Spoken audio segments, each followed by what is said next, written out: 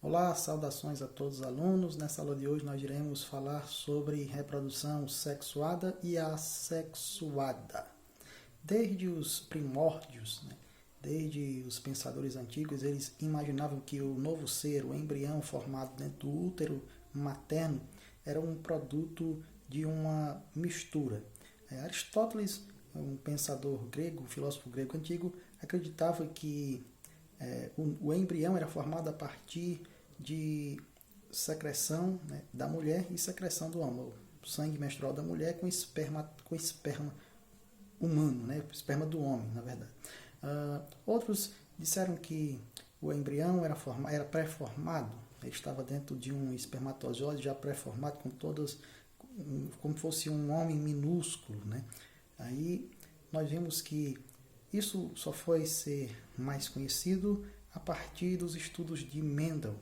E com os estudos de Mendel, nós podemos descobrir que as características hereditárias são passadas através dos nossos pais. Aí é o que Mendel chamou de genes. Os genes são herdados através dos nossos pais e passados para nós. Nós herdamos 23 cromossomos do nosso pai, e 23 cromossomos da nossa mãe. Essas características, elas nos são repassadas através dos nossos ascendentes, nossos genitores, que são nossos pais, e nós somos um ser diferente, porém carregamos metade dos seus materiais genéticos. 50% do nosso pai e 50% da nossa mãe. Esses genes, essas informações estão embutidas no nosso DNA. Em se tratando da reprodução sexuada, nós temos a presença de gametas. E quais são os gametas? O gameta masculino é chamado de espermatozoide. O gameta feminino é chamado de ovócito ou óvulo. Fica melhor assim porque nós já conhecemos como óvulo. Então, esses dois gametas, o masculino, o espermatozoide, o feminino, o óvulo, eles carregam 23 cromossomos. E a união desses dois gametas, a união entre o espermatozoide e o óvulo, é chamado de fecundação. Quando eles se cruzam, se fecundam, na verdade, a fecundação é a união desses dois gametas, e quando eles se fecundam, quando eles são fecundados, quando esse óvulo é fecundado pelo espermatozoide, a formação de uma primeira célula. Esta primeira célula recebe o nome de zigoto. Essa nova célula chamada zigoto, ela tem 46 cromossomos. Por quê? Porque 23 havia no espermatozoide e 23 veio do óvulo. Então essa nova célula é chamada de zigoto. Essa nova célula, ela começa a se dividir, a crescer e aumentar.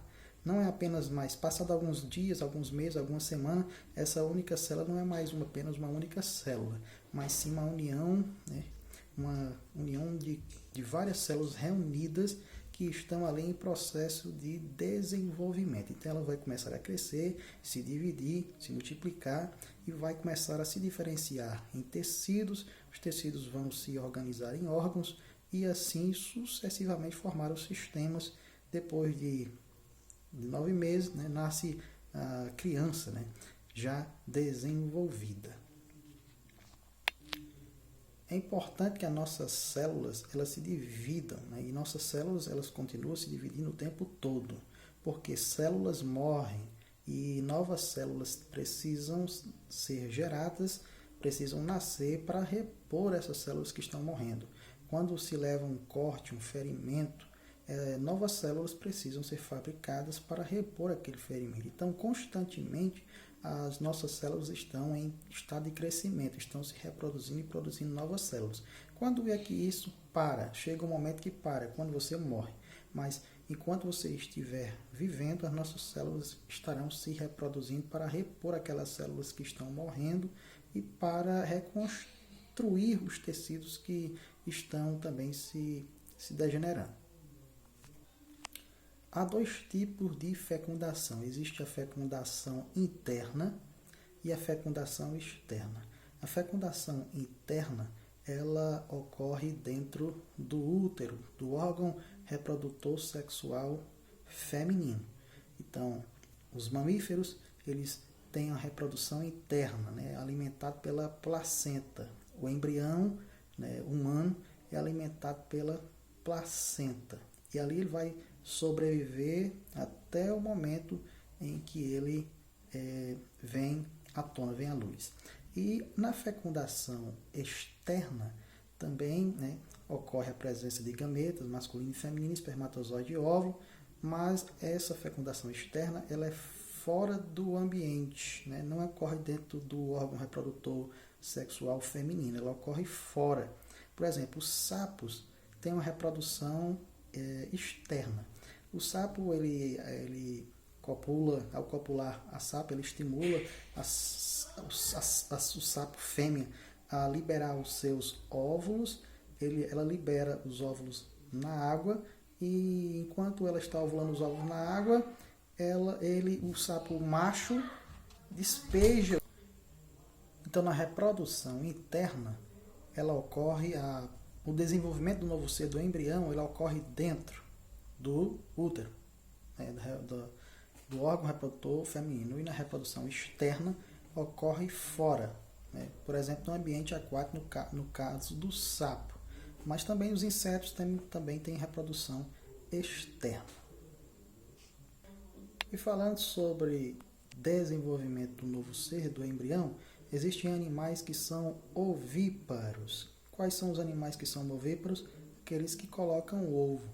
Eles não dependem de se alimentar do alimento materno. Os ovíparos, como por exemplo as aves, as galinhas colocam ovos, né? Os avestruz, a ema, colocam ovos, né? Os anfíbios, alguns anfíbios, também colocam ovos, como jacaré, crocodilo, etc. Eles colocam ovos. Então, o novo ser, o indivíduo, ele está dentro. Quando ele é fecundado, esse ovo quando o anfíbio, a ave é fecundada, forma-se esse ovo é fértil, um embrião vai ser formado. E este embrião que está dentro daquele ovo vai se alimentar das reservas energéticas que estão contidas dentro daquele ovo, como por exemplo a gema, que contém gordura, e a clara de ovo, que contém proteínas. Então, os animais que nascem através dos ovos, eles são chamados de ovíparos. Existem também os vivíparos, desenvolvimento daqueles que desenvolvem dentro de uma placenta. Quem são os vivíparos? Somos nós, seres humanos, mamíferos. Eles dependem do alimento, da energia do alimento materno. Eles dependem da mãe, dos nutrientes que são provenientes da mãe. Se desenvolve através de uma placenta. Ele se alimenta através da placenta, né? Seu cordão umbilical ligado através da placenta. Ele recebe ali os nutrientes necessários para sua sobrevivência através da placenta. Existe também um terceiro, né, que são os organismos ovovivíparos. Eles desenvolvem o ovo, os ovovivíparos desenvolvem os ovos, né, mas esses ovos eles não saem, né, não são colocados para fora. Esses ovos se desenvolvem dentro do seu organismo, dentro do seu órgão reprodutor. Eles se desenvolvem lá. E como é que nascem os filhotes? Os ovos, eles eclodem dentro deles e os filhotes saem. Quais são os animais que são ovovivíparos, que colocam ovo, mas esse ovo não sai? Ele explode dentro ele eclode, né? Ele se quebra dentro do animal e o filhote sai para fora. Então, esses animais, por exemplo, o tubarão é um ovovivíparo, né?